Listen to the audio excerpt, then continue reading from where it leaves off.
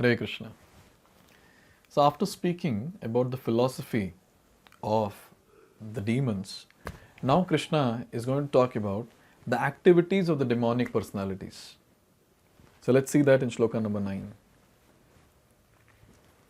Etam drishtim avashtabhya nashtatmano alpabuddhayah prabhavantyaugra karmanah kshayaya jagato hitaha. So here Krishna is saying that etam drishtim avashtabhya. So following such conclusions, which conclusions? Which we saw in the previous shloka, the various philosophies that these demonic personalities talk about. And nashta atmanah, they are lost to themselves.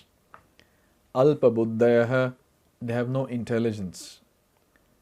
Prabhavantya ugra karmanah, they engage in unbeneficial and horrible works. Kshayaya jagato hitaha, ahitaha.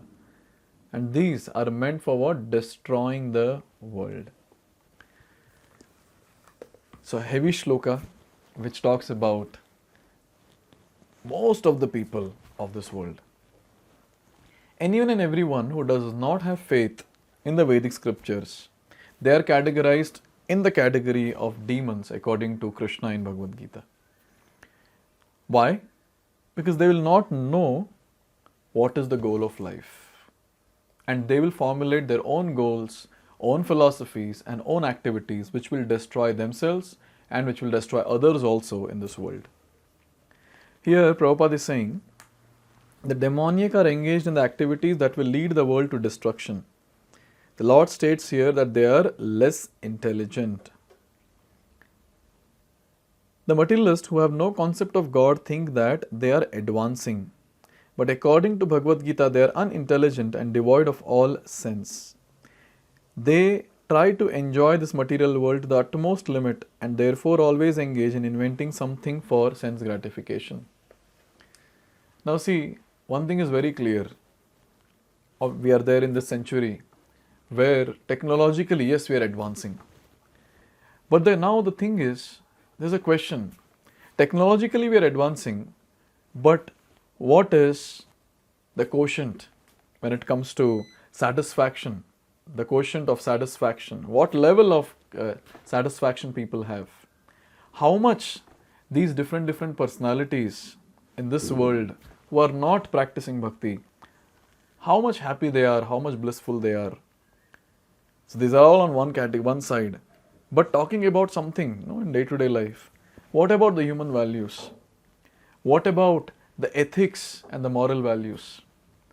So we are growing technologically, but now the question is that where are these different value system? Because what keeps everyone safe in this world, together in this world, is the value system. The spiritual values, the moral values, ethical values. But somehow or the other, all these are dwindling day by day. Even in a family, now a family to stay together, even if the family is having 2 or 3 members, for them to stay together under one roof has become so difficult. Is this really advancement? This question should come. So advancement according to the Vedic times is when each and every person grows in terms of spiritual maturity, in terms of having a good clarity about what next to be done in life to get closer to the ultimate goal of life. Advancement is that which gives us a lot of clarity about the goal of life. But now, whatever advancement we have, technologically, materially, it's all for sense gratification. How can I do better sense gratification? How can I sit at one place and get everything done and enjoy life and die just like that? So there is no goal as such. Just I want to sit at one place with the press of a button, I want everything to be done. But then now the question is, okay, all that is good. But then where are we heading towards? Where are we heading towards? There is so much of fear that is creeping in day by day in the hearts of people. There's so many cases of depression coming into picture, suicides coming into picture, divorce rates are increasing, teenage pregnancies are increasing, and so many other nonsensical things which were not there before in the Vedic times are increasing now, and we call it as advancement. Here it is said, such materialistic inventions are considered to be advancement of human civilization, but the result is that people grow more and more violent and more cruel, cruel to animals and cruel to other human beings. They have no idea how to behave toward one another. Now people have become so selfish that they are ready to do anything for their own enjoyment. There's so many factories which are meant to kill animals now. There were small few slaughterhouses before, and now they're huge factories. Every single day, n number of animals are killed, n number of animals. Anything which walks, flies and crawls, everything is taken, killed, and some cuisine is prepared and then eaten. It's very difficult to imagine also that the way it is going, very soon there will be industries where humans will be slaughtered. That day is obviously not very far, as the Vedic scriptures talk about the future in the age of Kali. Yes, this is going to happen for sure. Because with the technological advancement, people are growing more and more cruel. How is it linked? That is very difficult to understand. But then, the short-temperedness, the intolerance, the cruelty and all that is just growing and growing. Here it is said, animal killing is very prominent amongst demonic people. Such people are considered the enemies of the world because ultimately they will invent or create something which will bring destruction to all. There's a point to be noted. As of now, people might think, okay, small animals are getting killed, what is the problem? They want to eat, they're non-vegetarian, so let them eat. No, it doesn't work like that. Because killing of animal basically talks about mercilessness. They don't have any mercy.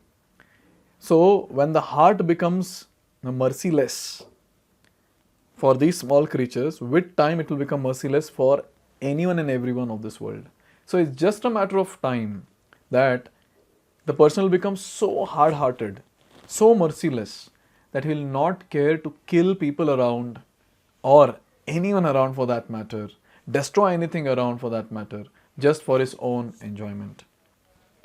A very nice point Srila Prabhupada is making here. He is saying that how this particular shloka is anticipating something or anticipated something.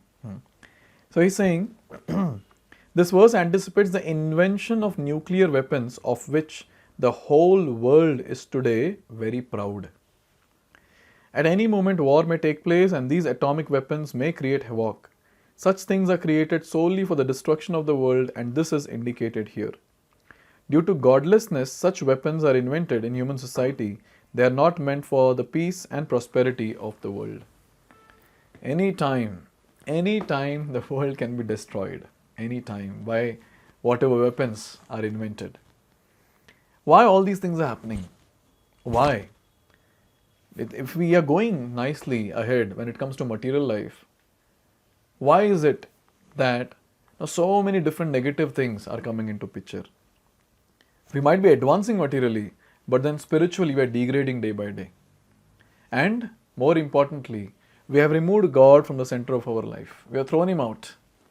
There's no God. There's no God for people nowadays.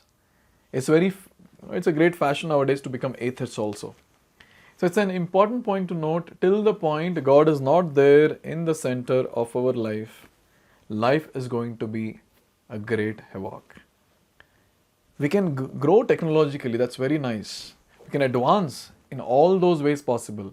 But along with that, we should include God or Lord Shri Krishna in our life. And He should be the center and everything should be done for Him.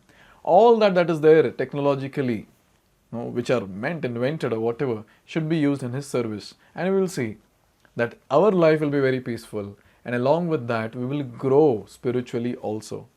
Otherwise, all the best. We are heading towards destruction. So this is what Krishna is telling here. After having said this, Krishna continues. Krishna continues the heavy verses in the next shloka also. So let's see that in the next video. Hare Krishna. Hare Krishna, Hare Krishna.